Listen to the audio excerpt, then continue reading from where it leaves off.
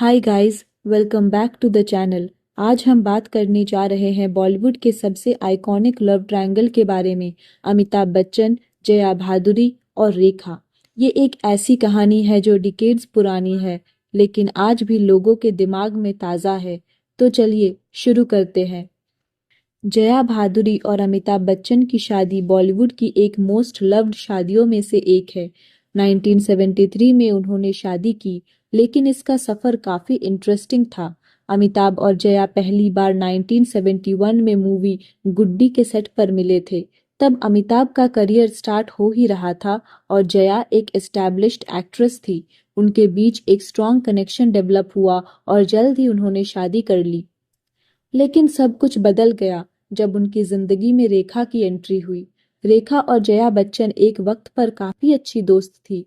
रेखा जया बच्चन को दीदी भाई कहकर एड्रेस करती थी। दीदी भाई एक अफेक्शनेट टर्म था जो दोस्ती और रेस्पेक्ट को दिखाता था।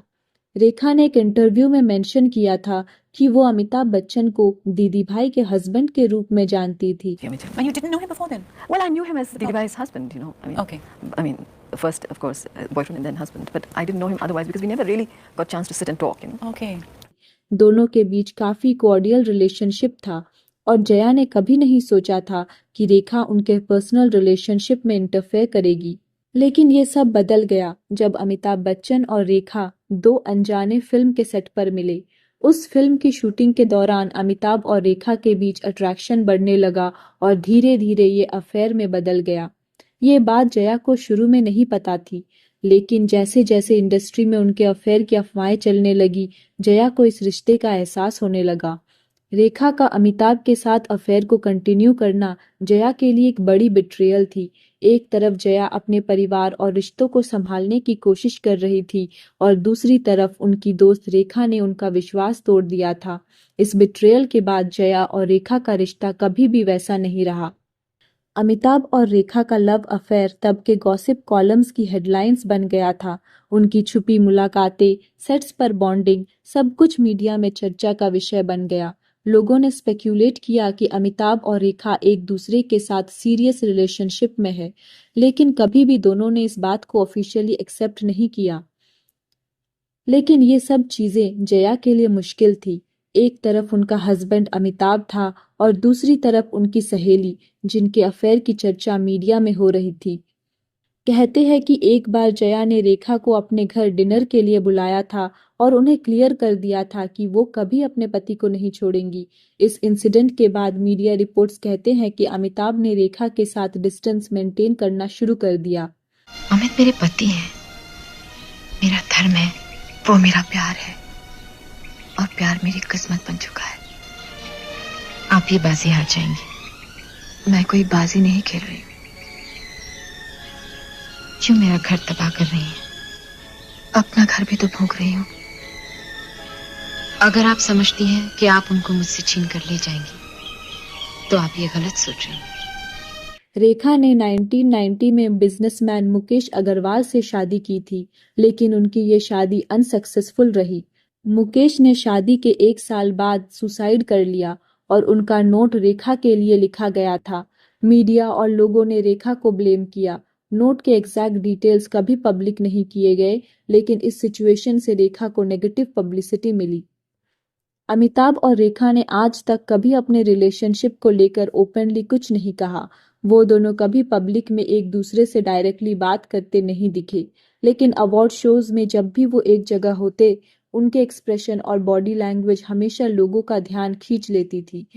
जया भी उनके साथ होती थी और ये ट्रियो बॉलीवुड के लिए हमेशा एक मिस्ट्री बना रहेगा।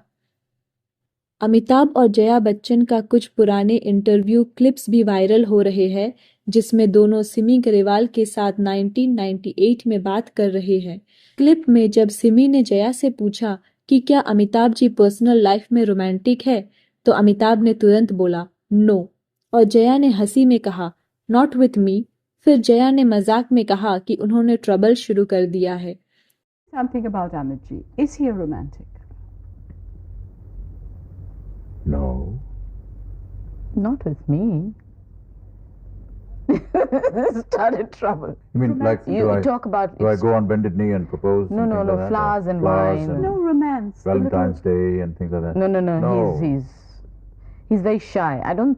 इसी इंटरव्यू में जब जया से अमिताभ बच्चन की प्रायोरिटीज के बारे में पूछा गया तो पहले वो कहती है पेरेंट्स, फिर बच्चे और फिर वाइफ, लेकिन थोड़ी देर बाद वो अपनी बात करेक्ट करते हुए बोलती है कि उनका प्रोफेशन और शायद कोई और उनसे ज्यादा इम्पोर्टेंट है। इस आंसर को सुनकर अमिताभ थोड़ा अनकंफर्टेबल लगे क्योंकि ये आंसर उनके और रेखा के अफेयर की ओर इशारा कर रहे थे। If you're asking the question, Amit's priorities, according to me, are first his parents, his children, and then me. His profession, and then me. Or maybe if there's anybody else, his No valet. रेखा का अपने आप को अब तक अमिताभ बच्चन की lover के रूप में पोर्ट्रे करना काफी इंट्रिगिंग है और ये बॉलीवुड के फैंस के लिए हमेशा से एक मिस्ट्री रही है। रेखा अक्सर अवार्ड शोज में या पब्लिक अपीयरेंस में ऐसे हिंट देती है जैसे उनका सिंदूर लगाना, जो लोग स्पेक्यूलेट करते हैं कि अमिताभ के नाम का है। ये जेस्चर्स उनकी पुरानी लव स्टोरी को लोगों के दिमाग में ताज़ा रखते हैं और फैंस हमेशा इसके पीछे की सच्चाई को समझने की कोशिश करते हैं।